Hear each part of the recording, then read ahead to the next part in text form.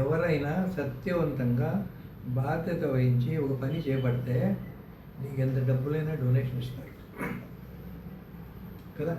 ఒకప్పుడు భారతదేశం స్వాతంత్రం కోసము గాంధీజీ బాధ్యత వహిస్తే ఆస్తులు ఇచ్చేశారు, నగలు ఇచ్చేశారు, ఉద్యోగాలు వదులుకున్నారు. అందరూ వచ్చి స్వాతంత్ర సమరంలో చేరారా లేదా? సో ధనం వచ్చిందా లేదా? జనం కూడా వచ్చారు లేదా? సో ధనబలం జనబలం నీ వెంటుంటుంది. నా పర్సనల్ ఎక్స్పీరియన్స్ చెప్తాను.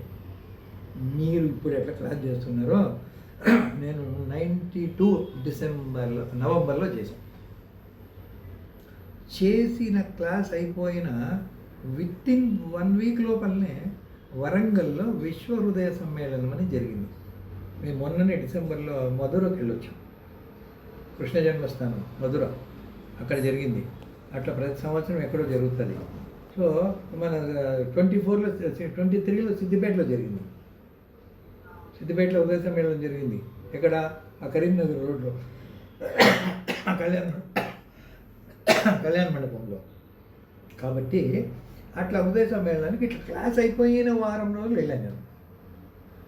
అక్కడ అన్ని ప్లేసుల నుంచి వచ్చిన వాళ్ళు రోజు ప్రోగ్రాంలో ఏదో మేము ఈ క్లాస్ చేసినాక మాకు ఇన్స్పిరేషన్ వచ్చి బ్లడ్ డొనేషన్ క్యాంప్ పెట్టాము, క్లీన్ ఇండియా గ్రీన్ ఇండియా చేసాము, ఇట్లా ఏమేమో కార్యక్రమాలు చెప్పారు.